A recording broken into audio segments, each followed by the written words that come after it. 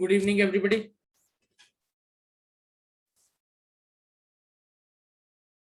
Bache, I hope you are able to hear my voice clearly.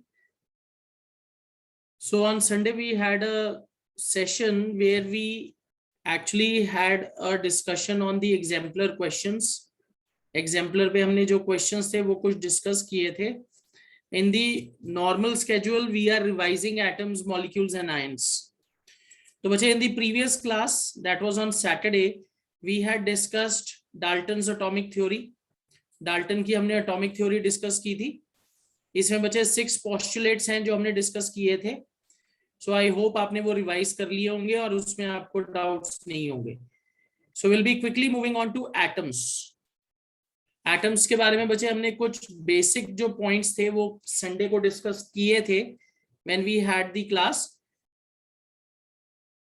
Atoms are the basic building blocks of matter. ये हमने point discuss किया था. They are the basic building blocks of matter. Secondly, another important thing that we need to remember is atoms cannot exist independently. अगर आप atoms की बात करते हो, atoms जो हैं वो independently exist नहीं करते. All right? They are always found in the form of molecules. आपकी जो atoms हैं, atoms जो हैं वो बहुत छोटे particles होते हैं और वो कभी भी आपको इंडिपेंडेंटली एग्जिस्ट करते हुए नहीं दिखाई देंगे. They will be found in the form of molecules. फिर बचे हमने उसमें 2 यूनिट्स डिस्कस किए थे. When you talk about atoms, atoms जो हैं उनके लिए हमने 2 यूनिट्स डिस्कस किए थे. One was if you talk about hydrogen atom.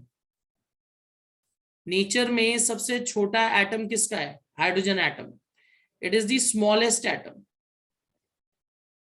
Smallest atom. What do we understand by the term smallest atom? That means it is smallest in size. इसका size सबसे छोटा है. और बच्चे इसके लिए हम एक स्पेशल यूनिट यूज करते हैं, that is 1 angstrom. 1 angstrom. All right? 1 angstrom.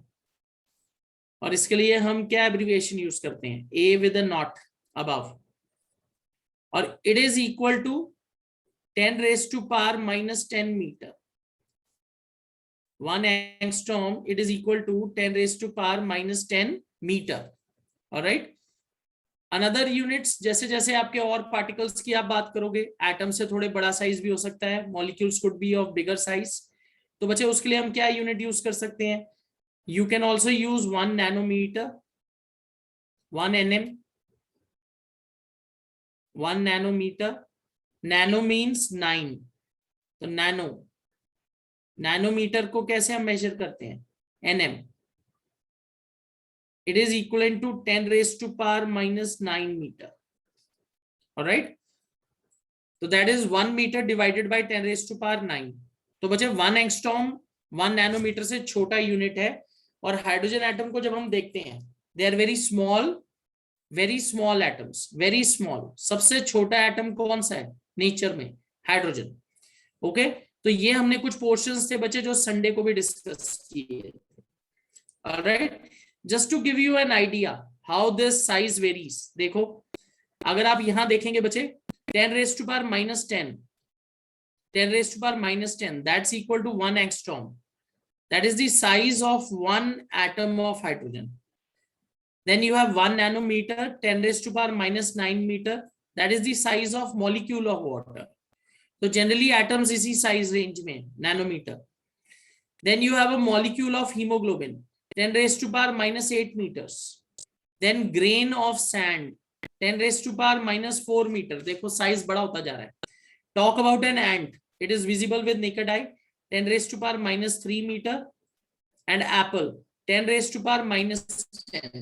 That's about 0.1 meter. That is the radius. All right. तो atoms और molecules का आप size देखिए कितना छोटा है. All right. I hope this is clear to everybody. Okay. चलो. अब बच्चे we'll be moving ahead today. We'll be talking about symbols. अब बच्चे gradually as element numbers increase, जैसे धीरे धीरे elements का number बढ़ता गया. अगर हम बच्चे अभी अपने पीरियोडिक टेबल में देखें तो अबाउट 118 एलिमेंट्स हम नेचर में देख चुके हैं. कुछ हमने आर्टिफिशियली लैब में भी बनाए हैं उनमें से. So about 118 elements are known as of now. Future में ये बढ़ भी सकता है, अभी हमारे पास इतने हैं 118. तो बच्चे जैसे जैसे एलिमेंट्स का नंबर डिस्कवरी बढ़ता गया, तो साइंटिस्ट ने क्या प्रॉब्लम देखी कि उनको हमें कोई सिंबल्स देने पड़ेंगे, specific symbols. Because when you are writing chemical equations और रिएक्शंस, आप उसमें बड़े बड़े नाम नहीं लिख सकते कंपाउंड्स के या एलिमेंट्स के. हमें उसके लिए एब्रिविएटेड फॉर्म्स चाहिए थे, इसलिए हमने सिंबल्स डेवलप शुरू किए. तो सबसे पहले जब हम बात करते हैं बच्चे सिंबल की, तो डाल्टन ने सबसे पहले सिंबल दिए थे. Dalton was the first scientist who gave chemical symbols. All right, John Dalton. He was the first chemist, you can say. John Dalton. He was the first chemist, first to suggest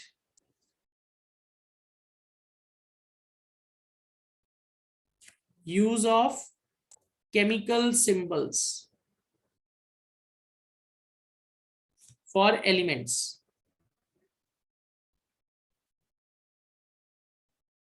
और interesting बात यह है बच्चे, जब Dalton ने ये idea दिया कि we should use chemical symbols, what kind of symbols he gave? He gave pictorial symbols. उन्होंने किस तरीके के सिंबल दिए? पिक्टोरियल सिंबल्स, पिक्चर की फॉर्म में. ऑलराइट, तो अगर आप ध्यान से देखो, जैसे हाइड्रोजन है, सर्कल बीच में dot, this is symbol of hydrogen as given by Dalton. Phosphorus, something like Mercedes, Mercedes का ऐसा सिंबल होता है फॉस्फोरस का. Then you have copper with a C in between, gold, carbon, sulphur, lead etcetera. पर बच्चे as you can realise, जैसे जैसे बढ़ते गए नंबर ऑफ एलिमेंट्स, हर एक को सिंबल दे पाना मुश्किल था in the form of a picture. और बच्चे इसको याद रखना भी मुश्किल है. To remember symbols in the form of pictures or images, it is a difficult task. तो उसके बाद बच्चे बर्जीलियस ने सजेस्ट किया that we should give them symbols in the form of letters or alphabets. Okay, so Berzelius suggested, जैसे जैसे number of elements increased, तो Berzelius ने क्या सजेस्ट किया? Berzelius ने क्या सजेस्ट किया? He introduced use of letters, or you can say use of alphabets, to denote symbols of elements.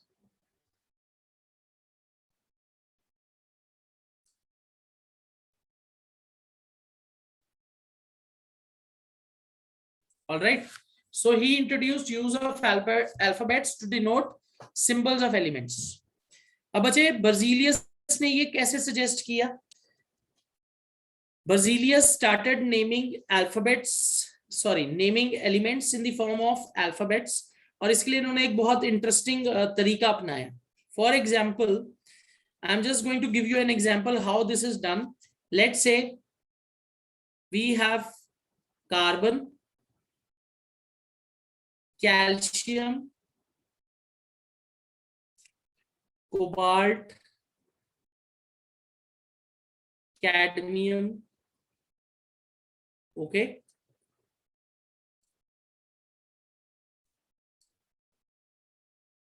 It is just to understand कि किस तरीके से नेमिंग हुई है. ऑलराइट, ये कुछ कॉमन एलिमेंट्स हैं बच्चे, carbon, calcium, cobalt, cadmium, chlorine. So बच्चे इसमें क्या किया, इनके नेम में से ही अल्फाबेट को पिक किया गया है. जैसे कार्बन है, इसका केमिकल सिंबल है capital C, carbon. Next is calcium. अब अगर बच्चे आप ध्यान से देखो, both carbon and calcium they start with C. तो बच्चे कैल्शियम को अगर हम सिर्फ कैपिटल C दे देंगे तो it will create confusion. So then there is usage of second alphabet, calcium Ca. और जो बच्चे आप सेकंड अल्फाबेट लिखोगे, हमेशा उसको छोटा लिखना है. You will not right it like this, this will be wrong. लिखना कैसे है? If any element has two alphabets in its symbols. First will be uppercase, मतलब वो कैपिटल में आएगा. सेकेंड अल्फाबेट आप कैसे लिखोगे? Second alphabet you will write it in short form और लोअर केस. सो Ca कैल्शियम. उसके बाद बचे कोबाल्ट, तो capital C small o. Cadmium. अब बचे what is the problem in cadmium? Capital C capital A, sorry अगर आप स्मॉल a लिखोगे तो वो कैल्शियम का सिंबल हो जाएगा. You will move on to the next cadmium. Okay Cd. Alright, इस तरीके से. ओके अब बचे यहां क्लोरीन है और यहां क्रोमियम है. All right, I will take two examples, chlorine, chromium. अब बचे इनको क्या सिंबल देंगे? Both start with C, both start with C. पर बचे जो उनका सेकंड अल्फाबेट है H कॉमन है, तो हम थर्ड पे चले गए. Chlorine Cl CH, sorry not CH Cr. Chromium, क्योंकि बचे क्लोरीन और क्रोमियम में दोनों में H कॉमन है, तो हमने नेक्स्ट अल्फाबेट पिक कर लिया Cl and Cr, chromium. This is how we have given the symbols. You can also use Latin names. बहुत सारे ऐसे एलिमेंट्स हैं जिनके लैटिन नेम से भी हमने सिंबल दिया है. और बच्चे ये तो बर्जीलियस ने सिस्टम स्टार्ट किया. अब अल्फाबेट्स, अब कौन केमिकल सिंबल्स देता है? केमिस्ट्री में जो भी लॉज बनते हैं वो कौन देता है? These symbols or laws are set by IUPAC. What is IUPAC? International Union. What is IUPAC? International Union of Pure and Applied Chemistry. International Union of Pure and Applied Chemistry.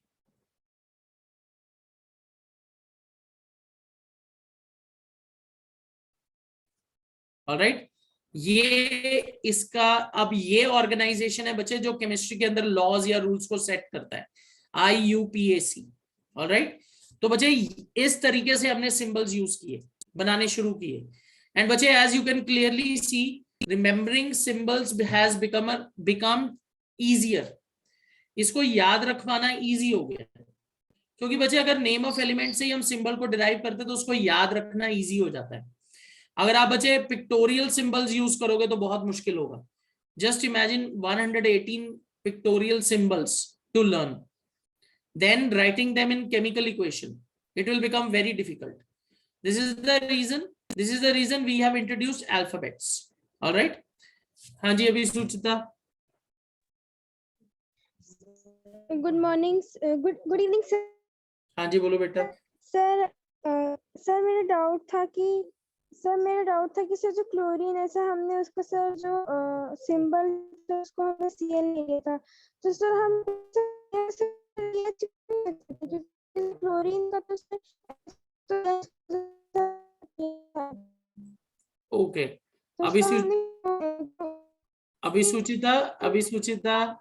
अभी Suchita whatever I was able to hear, मुझे ये बात समझ आई कि आप ये बोल रहे हो कि CH क्यों नहीं रख लिया. राइट, देखो बच्चे CH इसलिए नहीं रखा क्योंकि क्रोमियम और क्लोरीन दोनों में HH कॉमन हो गया सेकेंड अल्फाबेट. अब आप बोलोगे ये चीज तो कैल्शियम और कैडमियम में भी है. राइट, पर बच्चे कैल्शियम का सिंबल हमने बहुत पहले रख दिया, फिर उसको चेंज नहीं किया. और बच्चे ये चीज कौन डिसाइड करता है? This is decided by IUPAC, international union of pure and applied chemistry. तो they have arrived at a conclusion कि इसका सिंबल ये रखेंगे, इसका सिंबल ये रखेंगे, and this is followed world wide. ठीक है, तो हमें मतलब इस चीज के बारे में वरी नहीं करना चाहिए कि CH क्यों नहीं रखा या Cl क्यों रख दिया. वो उन्होंने डिसाइड किया है, एक इंटरनेशनल यूनियन है, ठीक है, ऑर्गेनाइजेशन है जिसमें बहुत सारे केमिस्ट है, तो उन्होंने ये रूल को बनाया है और ये रूल पूरे वर्ल्ड वाइड फॉलो होता है. ऐसा नहीं है कि आप CH लिखोगे तो क्लोरीन होगा, कोई Cl लिखेगा इसका. All around the world chlorine का सिंबल Cl ही यूज होगा, क्रोमियम का Cr यूज होगा. Is that clear? अभी सुचिता, ओके, आई थिंक सर, अभी, हाँ जी, सर आपकी सर वॉइस से क्लियर नहीं आ रही थी, तो सर एक और बार से समझा सकते हैं?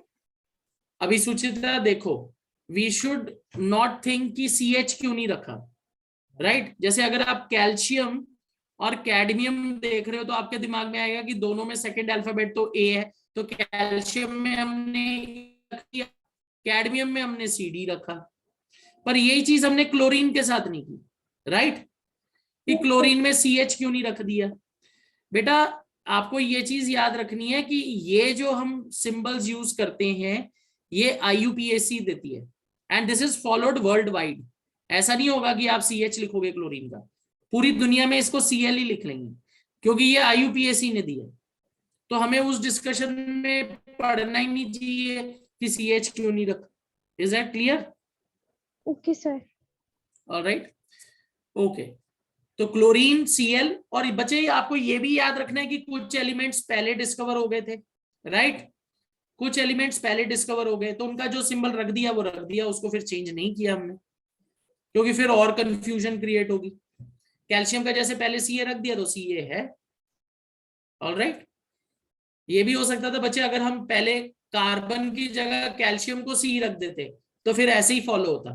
पर बच्चे जो सिंबल सेट हो गए उनको हमने तो ज्यादा छेड़खानी की नहीं, ऑलराइट, ताकि फिर बाद में फर्दर कंफ्यूजन क्रिएट ना हो। ऑलराइट, चलो। तो बच्चे कुछ जो हैं वो लैटिन नेम से भी डिराइव हुए हैं। फॉर एग्जाम्पल अगर आप एलिमेंट लो कॉपर, कॉपर, बच्चे कॉपर का लैटिन नेम है क्यूप्रम, और इसका सिंबल हम क्या यूज करते हैं? Cu।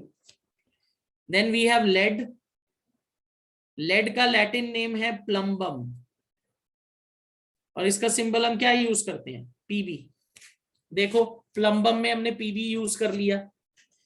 उसके बाद है बचे सिल्वर, सिल्वर को बचे लैटिन में हम आर्जेंटम कहते हैं, आर्जेंटम। इसका सिंबल हमने Ag लिया है, क्योंकि बचे एक नोबल गैस है आर्गन, तो उसका सिंबल हम Ar लेते हैं, alright, this is a noble gas. तो सिल्वर आर्जेंटम, इसका सिंबल Ag ले लिया। उसके बाद है बचे गोल्ड,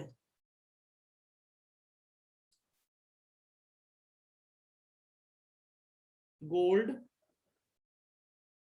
गोल्ड का बचे लैटिन नेम है ऑरम, Au, ऑलराइट। ऐसे बचे बहुत सारे एलिमेंट्स हैं, ये मैं आपको कुछ कॉमन बता रहा हूं। जैसे मरकरी है, mercury is hydrargyrum, mercury hydrargyrum.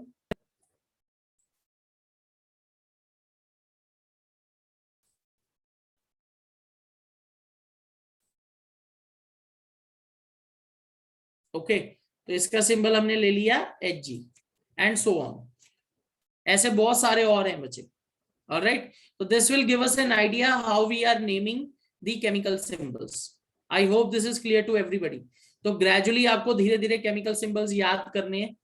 It is a task that you have to take up in class 9th, क्योंकि बच्चे क्लास 10th में आपको वैलेंसी के हिसाब से इनके फॉर्मूलाज भी लिखने हैं, ऑलराइट। देखो ये चीज आपको यहाँ बताई हुई है, international union of pure and applied chemistry is an international scientific organization which approves names of elements, symbols, and units. Many of the symbols are first one or two letters of elements name in English. First letter of the symbol is always written with a capital letter, uppercase, and that of second letter as a small letter, lowercase. Okay. All right. अब यहाँ एक बच्चे बहुत important चीज है। Let's say मैं आपको देता हूं एक सिंबल कैपिटल C। बच्चे what is capital C denoting? What is capital C denoting? ये बच्चे दो चीज डिनोट कर सकता है। First is it is denoting chemical symbol of carbon. ये क्या डिनोट कर रहा है? Chemical symbol of carbon, alright. एक और जो बहुत इंपॉर्टेंट चीज है ये जो डिनोट कर सकता है, that is it is denoting one atom. Atom of carbon. Alright, तो बच्चे इट डिपेंड्स इसको किस जगह पे किस तरीके से लिखा गया है, आपको ये जज करना पड़ेगा what is this denoting. Alright, see it is denoting chemical symbol of carbon. C also denotes one atom of carbon. All right, chalo, let's say I write this CO. What is this denoting? CO किसका symbol है? देखो मैंने यहां लिखा है cobalt. What is this denoting? This is denoting chemical symbol of cobalt.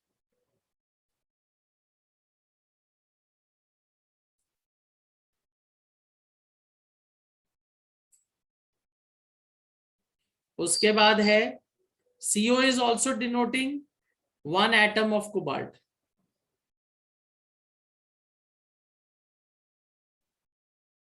All right, अब बच्चे why we were saying कि जो सेकेंड अल्फाबेट होता है उसको बड़ा नहीं लिखना। Let's say I write it like this, capital C capital O। अब बच्चे क्या गड़बड़ हो गई? What is this denoting now? Capital C capital O, ये क्या डिनोट कर रहा है? What is this denoting? हाँ जी रितंजय।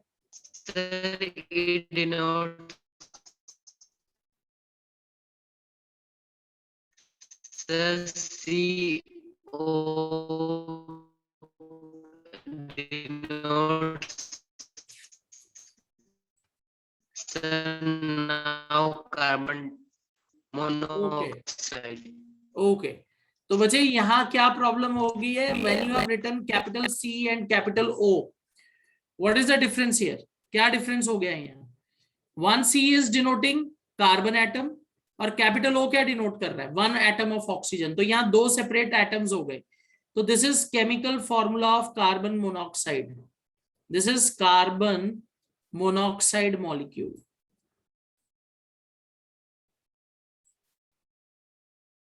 देखो, तो इतना फर्क पड़ जाता है। तो अब अगर कभी भी किसी एलिमेंट का सिंबल लिख रहे हो जिसमें दो अल्फाबेट्स हैं, हमेशा दूसरे अल्फाबेट को लोअर केस में लिखना है। अगर आप कैपिटल में लिख दोगे तो बहुत बड़ी कंफ्यूजन हो सकती है कि व्हाट आर वी डिनोटिंग, कि हम क्या डिनोट कर रहे हैं। ठीक है ना? अगर आप कैपिटल C और कैपिटल O लिख दोगे तो it will then not be symbol of cobalt, वो कोबाल्ट का सिंबल नहीं होगा। आप उसको बच्चे क्या बोलोगे फिर? Carbon monoxide. It is denoting one molecule of carbon monoxide, one carbon atom and one oxygen atom combined together to form a gas. All right? हाँ जी मोहक Jain. Good evening sir. Sir मेरी आवाज आ रही है? हाँ जी बोलो। सर मेरे को ना इसमें सेकंड नंबर वाला समझ नहीं आया कि इसमें भी तो O अटैच हो रहा है ना, C और O है ना, तो सर इसमें क्यों नहीं हो सकता एटम ऑफ ऑक्सीजन? बच्चे आपने यहाँ चीज नोट नहीं की, मैंने यहाँ लोअर केस में लिखा है और यहाँ कैपिटल लिखा है सेकंड में, यही तो फर्क है। Okay okay sir. और सर जब भी आप केमिकल सिंबल लिखते हो, अगर कोई भी ऐसा केमिकल सिंबल है जिसमें दो अल्फाबेट्स यूज होंगे, तो हमेशा पहला अल्फाबेट कैपिटल होता है और दूसरा वाला लोअर केस में होता है, छोटा। अगर आप देखो, मैंने आपको सिंपल एग्जांपल दे दिया, अगर आप इसको बड़ा लिख दोगे तो क्या गड़बड़ हो जाएगी? ये सिंबल नहीं रहेगा, फिर it will be counted as carbon monoxide molecule. Clear? तो सर CO जो है मतलब छोटा हो, स्मॉल लेटर वाला हो, तो सर वो तो मोनोऑक्साइड का, कार्बन मोनोऑक्साइड का ही तो फॉर्मूला होता है, तो वो कोबाल्ट का फॉर्मूला बेटा तो बहुत फर्क है, बहुत फर्क है बेटा। ये छोटा O है और ये बड़ा O है, आपके लिखने में फर्क नहीं है। Yes sir. यही तो हमको डिनोट करना है ना, यही तो हमें पता लगेगा।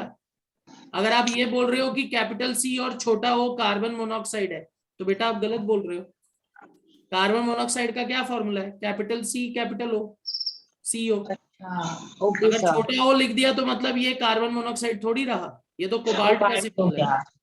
अच्छा अच्छा, okay sir. Alright, okay sir, alright. Okay चलो, so I hope this is clear to everybody. जब भी आपके पास कोई ऐसा एलिमेंट है जिसके सिंबल में आप दो अल्फाबेट्स लिखोगे, always right the second alphabet in lower case. अगर आप कैपिटल में लिखोगे तो गड़बड़ हो जाएगी, इट विल बी रॉन्ग, ठीक है। जैसे फॉर एग्जाम्पल अगर आपको सोडियम लिखना है तो आप कैपिटल एन नहीं लिखोगे, दिस इज रॉन्ग। सोडियम का सिंबल क्या होता है? Na, sodium, this is sodium atom, it is derive from Latin word natrium. तो ये चीज हमें याद रखनी है। चलो, so I hope chemical symbols are clear to everybody. ये बच्चे आपको ग्रेजुअली धीरे धीरे याद करने हैं। बहुत सारे केमिकल सिंबल्स आपको एनसीईआरटी की बुक में दिए हुए हैं एंड इट इज इंपॉर्टेंट कि आप उन्हें याद करो। This table very important, it is expected कि आप इस टेबल को क्लास 9th में ही याद करोगे। और अगर आप थोड़ी और मेहनत कर सकते हो तो और पीरियोडिक टेबल से जो मेजर एलिमेंट्स हैं उनको धीरे धीरे याद करना शुरू करो सिंबल्स के साथ। पर बच्चे ये जो टेबल है ये मोस्ट कॉमनली यूज्ड एलिमेंट्स हैं क्लास 10th के सिलेबस तक, तो आपको इनके सिंबल्स याद होने चाहिए। Alright, okay, it is easy to remember, not so difficult, थोड़ा टाइम लगेगा बट यू कैन, ठीक है। इसको धीरे धीरे आप याद कर सकते हो। ऑलराइट, चलो अब बच्चे once chemical symbols were given, उसके बाद जो नेक्स्ट टास्क था कि हमें एटम का मास कैलकुलेट करना है। The next task was to calculate mass of an atom. पर बच्चे यहां एक बहुत बड़ी डिफिकल्टी थी, atoms are very small in size, atoms are very small in size, very small in size. तो बच्चे अगर इसका साइज बहुत छोटा है तो उसका मास डिटरमिन करने में क्या दिक्कत थी? What is the problem? बच्चे can you pick up an atom and put it on a physical balance and measure its mass? क्या हम ऐसा कर सकते हैं कि मैंने एक एटम लिया कार्बन का, उसको उठा के मैंने तराजू पे रखा और उसका मास निकाल लिया? क्या मैं ऐसा कर पाऊंगा? Is it possible? What do you think? बच्चे इट इज नॉट पॉसिबल। कैसे आप एक एटम को पकड़ के उठा के तराजू पे रखोगे? It is not possible. पर बच्चे मास तो हमें उसका डिटरमिन करना था, we have to determine its mass. तो बच्चे इसके लिए हमने एक बहुत इंटरेस्टिंग कॉन्सेप्ट निकाला, that is known as relative atomic mass. और बच्चे इसको एनसीईआरटी की बुक में बहुत ब्यूटीफुली एक्सप्लेन किया गया है। I will just move ahead. Alright, it is explained in very simple manner. देखो यहां फिगर 3.4 आपके लेवल पे इसी तरीके से इसको समझेंगे। लेट से बच्चे एक फ्रूट सेलर है, फ्रूट सेलर के पास एक वाटरमेलन है। What he did was he cut the watermelon in 12 equal pieces. उसने क्या किया, वाटरमेलन को 12 इक्वल पीसेस में डिवाइड कर दिया। ये देखो इस तरीके से। अब बच्चे एक जो वाटरमेलन का पीस है, what is it representing? It is representing 1/12 mass of watermelon. क्या मैं ये बोल सकता हूं? Can I say this?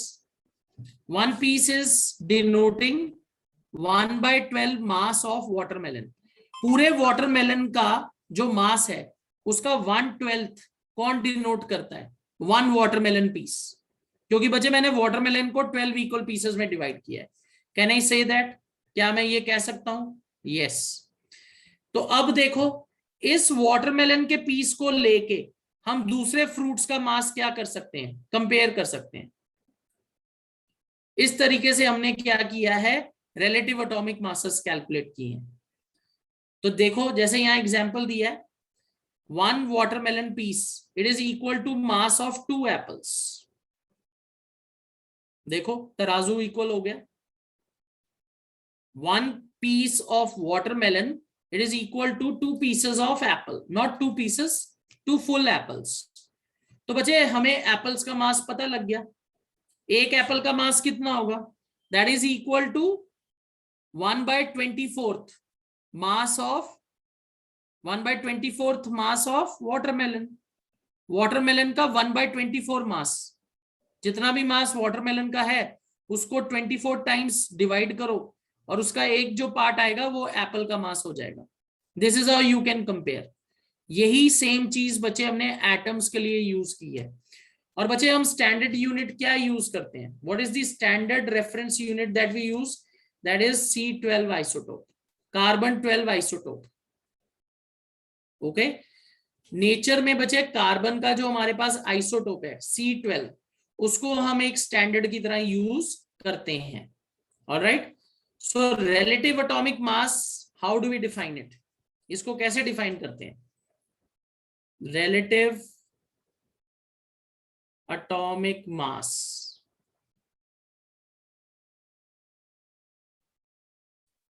इसको बचे आप RAM भी लिख सकते हो, रैम, रिलेटिव एटॉमिक मास. ओलंपियाड्स वगैरह की बुक में इसको रैम लिखा होता है. Alright, okay. सो रिलेटिव एटॉमिक मास की जब हम बात करते हैं बच्चे, इसको हम कैसे डिफाइन करते हैं? It is defined as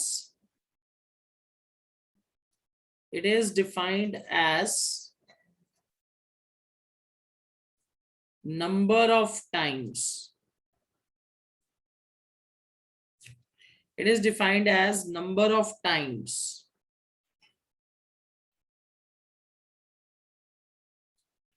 an atom of an element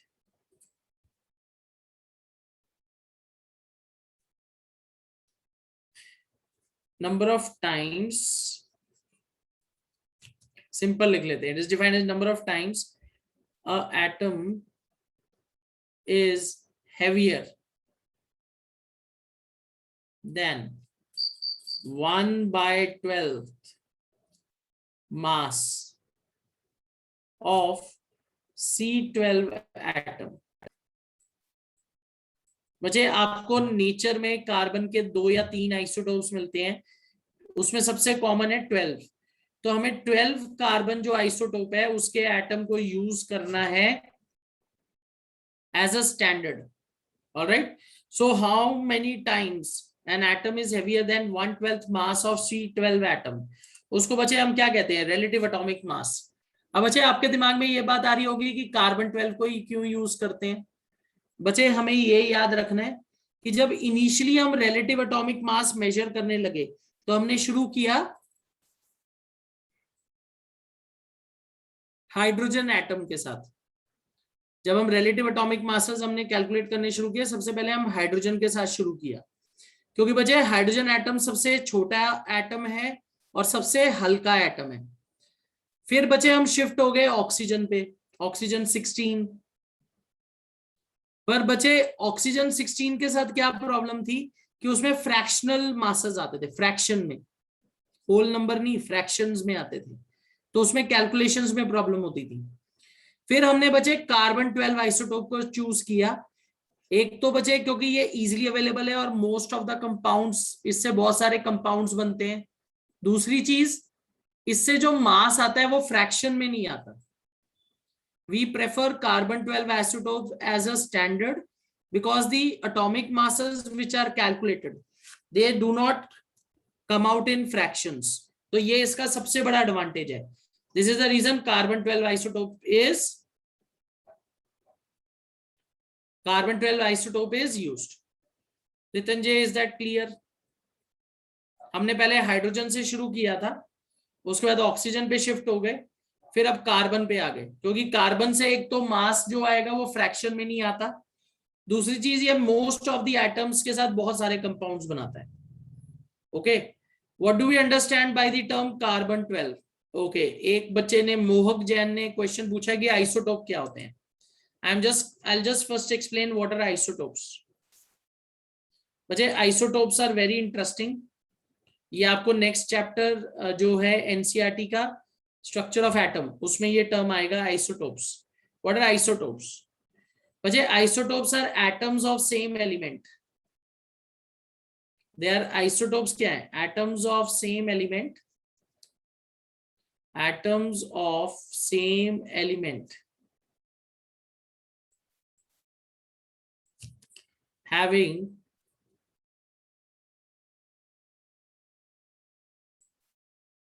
different atomic masses.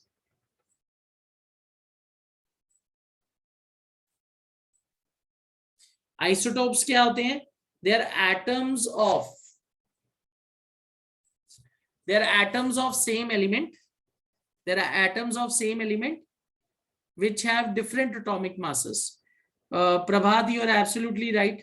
Isotope का जो अटोमिक नंबर है वो सेम होता है, क्योंकि बच्चे वो सेम एलिमेंट के एटम है, तो अटोमिक नंबर तो चेंज नहीं हो सकता, तो number of protons remain the same. In isotopes atomic number is same, so number of protons is also same. Change क्या होता है नंबर ऑफ न्यूट्रॉन्स में? Due to change in number of neutrons उनका mass change हो जाता है. So isotopes are atoms of same element having different atomic masses. तो बच्चे हम जब कार्बन 12 आइसोटोप यूज कर रहे हैं, इसका मतलब मैं कौन सा रेफरेंस यूज कर रहा हूं? वो एटम यूज कर रहा हूं कार्बन का जिसका मास 12 है. I will not use carbon 14. Nature में बच्चे कार्बन 14 भी मिलता है, पर मैं कार्बन 14 नहीं यूज करूंगा रेफरेंस, कार्बन 14 नहीं यूज करूंगा, मैं क्या यूज करूंगा? I will use C12. Mohak Jain, what are neutrons? बच्चे एटम के अंदर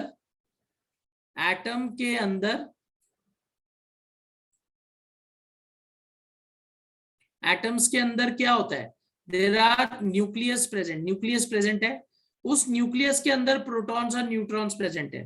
protons are positively charge particles, neutrons are negatively charged. और एटम का जो सेंटर में न्यूक्लियस है उसके चारों तरफ पर्टिकुलर ऑर्बिट्स में इलेक्ट्रॉन्स होते हैं, घूमते हैं. जस्ट लाइक सन, जैसे प्लैनेट्स है हमारे सोलर सिस्टम में सन के चारों तरफ घूमते हैं, वैसे ही कुछ हमारे एटम के अंदर है. दिस इज समथिंग बच्चे that you will be seeing in structure of atom. ये आपके नेक्स्ट चैप्टर में आएगा. अब बच्चे जब हम रिलेटिव एटॉमिक मास की बात करते हैं, when you talk about relative atomic mass, relative atomic मास को हमने मेजर कर लिया, स्टैंडर्ड यूनिट हमने कार्बन 12 से सेट कर लिया. तो बच्चे इसका यूनिट कैसे हम करते हैं? तो बच्चे रिलेटिव एटॉमिक मास हम कैसे लिखते हैं? Which unit? Atomic mass unit.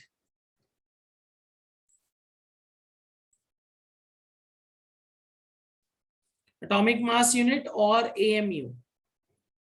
पर बच्चे अब हम क्या यूज करते हैं? दिस वाज यूज्ड अर्लियर, ये पहले यूज होता था यूनिट. अब हमने बच्चे यूनिट जो यूज किया है IUPAC के रिकमेंडेशन के अकॉर्डिंग, इट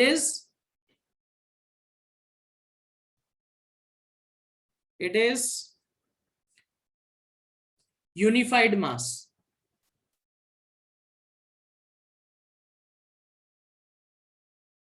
यूनिफाइड मास को हम क्या लिखते हैं? Small u. ये अब है now. The earlier convention was writing relative atomic mass, क्या लिखते थे? AMU. अब हम क्या लिखते हैं? Unified mass, small u. Alright. तो बच्चे ये यूनिट यूज होता है to denote atomic mass of relative atomic mass of any element, atom. Alright, इसको यूज करेंगे. अब बच्चे यहाँ एक क्वेश्चन मुझसे पूछा गया कि ये मास हमने कैसे डिटरमिन किया. बच्चे इसके अंदर बहुत सारे कॉन्सेप्ट हैं. एक तो लॉ ऑफ डेफिनेट प्रोपोर्शन है, लॉ ऑफ गैसियस वॉल्यूम्स है. This is something which is not feasible to be taken up in class 9th. ये बच्चे एक ऐसे कॉन्सेप्ट्स हैं जो क्लास 11th में आएंगे. एज ऑफ नाउ आपको ये समझना है कि हमने जो मासेस डिटरमिन किए वो कार्बन 12 के रेफरेंस में किए. ऑलराइट. तो इसमें बहुत सारे कॉन्सेप्ट्स हैं जो यूज होते हैं. कैसे होता है that is something you have to take up in class 11th. Alright, चलो. So I hope this is clear to everybody. Relative atomic mass. Alright, चलो. अब बच्चे will be moving on to the next topic in the chapter, that is molecules.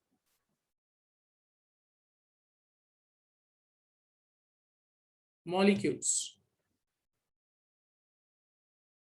Alright. अब अच्छा जब हम molecules की बात करते हैं, और simply if I right a molecule, what is a molecule? A molecule is formed when 2 or more atoms combine together. It is formed when 2 or more atoms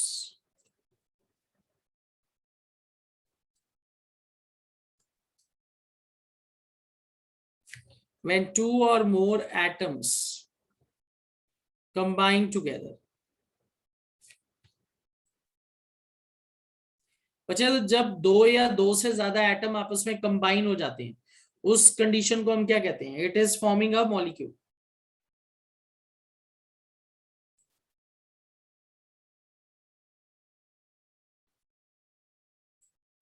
alright, जब दो या दो से ज्यादा एटम आपस में कंबाइन हो जाते हैं उसको हम क्या कहते हैं? मॉलिक्यूल। अब बच्चे molecules can exist independently, they can exist independently, they can exist independently.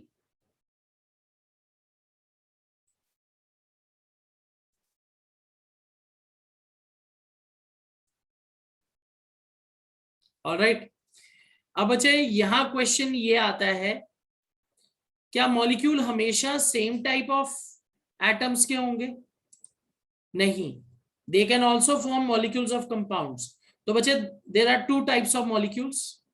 First is molecule of an element, type of molecule,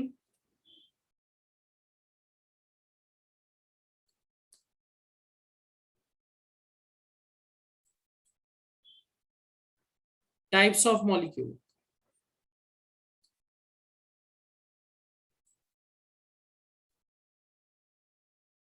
ऑलराइट, तो बच्चे इसके अंदर जो पहली कैटेगरी है, what is the first category? The first category is molecule of an element, molecule of an element।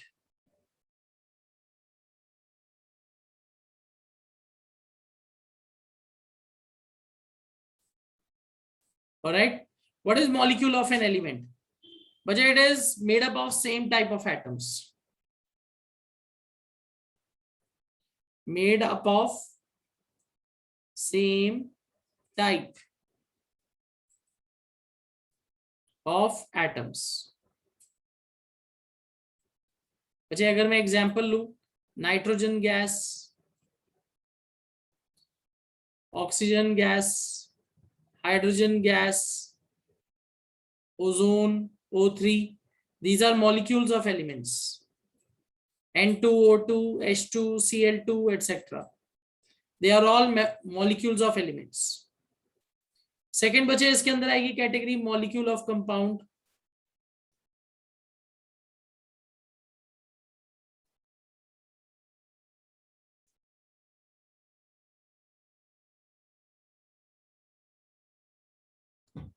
अब बच्चे when you talk about molecule of a compound, it is made up of two or more atoms of different elements।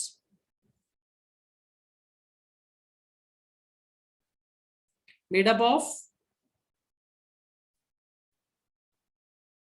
different type of atoms।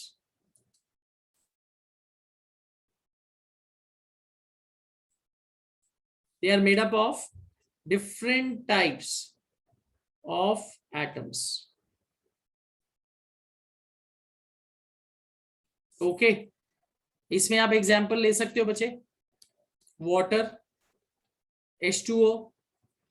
बच्चे देखो, 2 atoms of hydrogen and 1 atom of oxygen, so it has a fixed composition। अलग अलग elements हैं। ये देखो इसमें H2SO4 sulphuric acid है, 2 atoms of hydrogen, 1 atom of sulfur, 4 atoms of oxygen। then you have sodium bicarbonate, NaH, CO3, एक sodium, एक hydrogen, एक कार्बन, 3 ऑक्सीजन।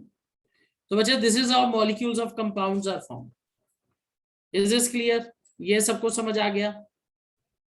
बहुत इजी कॉन्सेप्ट है बच्चे। मॉलिक्यूल ऑफ एलिमेंट में सेम टाइप ऑफ एटम्स होंगे, molecule of compound में अलग अलग एटम्स होंगे जो एक फिक्स प्रोपोर्शन में प्रेजेंट होंगे। चलो, ऑलराइट। अब बच्चे मैं आपको एक छोटा सा कॉन्सेप्ट कराने जा रहा हूं, एटॉमिसिटी।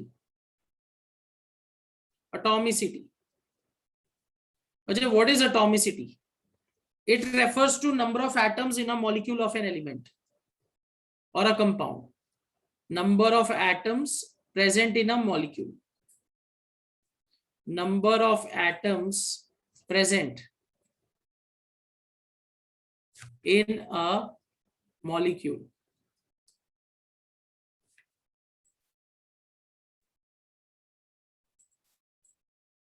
एक मॉलिक्यूल में कितने एटम्स प्रेजेंट हैं उसको हम क्या कहते हैं? एटॉमिसिटी। तो बच्चे इसमें हम शुरू करेंगे। First is monoatomic molecules. Monoatomic molecules,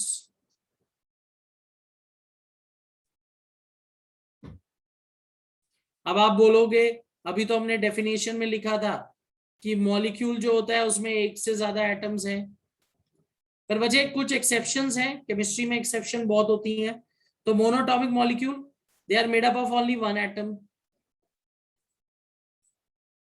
they are made up of only one atom. Example बचे नोबल गैसेस हैं। Noble gases neon, helium etcetera. बचे इनके जब मॉलिक्यूल्स होते हैं वो एक ही एटम के बने हैं। उसके बाद है बचे next diatomic molecules. Diatomic diatomic molecules, इसके अंदर क्या है? They are made up of two atoms. They are made up of two atoms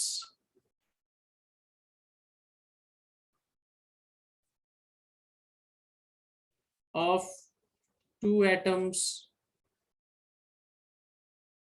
Alright, तो इसमें बच्चे आप एग्जांपल लिख सकते हो। Molecule of an element, molecule of compound.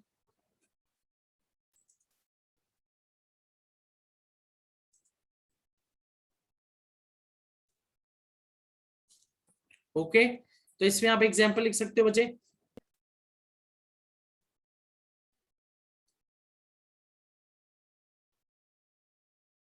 Hydrogen gas H2, O2, N2, ये बचे सब मॉलिक्यूल्स हैं एलिमेंट्स के, diatomic molecules.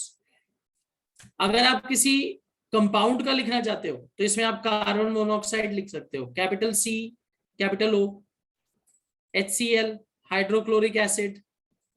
Okay, then you can also write example of NO, nitrogen monoxide, and so on. तो बच्चे ये डायटॉमिक मॉलिक्यूल्स हो गए, इसमें दो एटम्स हैं। उसके बाद है बच्चे ट्राइएटॉमिक मॉलिक्यूल्स। ट्राइएटॉमिक बच्चे when you talk about triatomic molecules, इनके अंदर मॉलिक्यूल में कितने एटम्स होंगे? 3।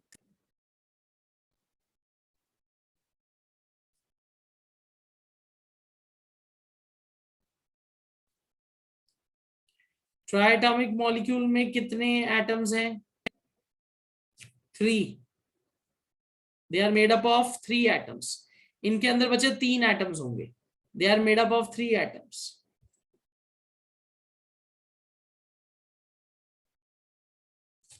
Made up of 3 atoms.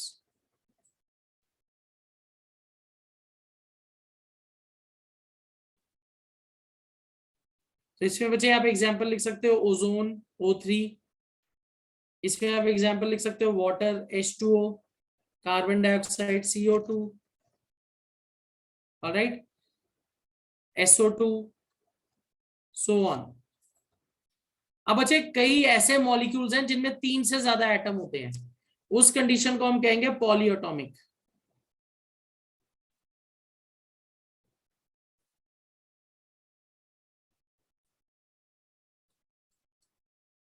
Alright, for example let us take let's say sulphur. बच्चे जो सल्फर का मॉलिक्यूल है उसके अंदर कितने एटम होते हैं? 8, S8। तो बच्चे सल्फर मॉलिक्यूल की एटॉमिसिटी कितनी है? Atomicity is 8।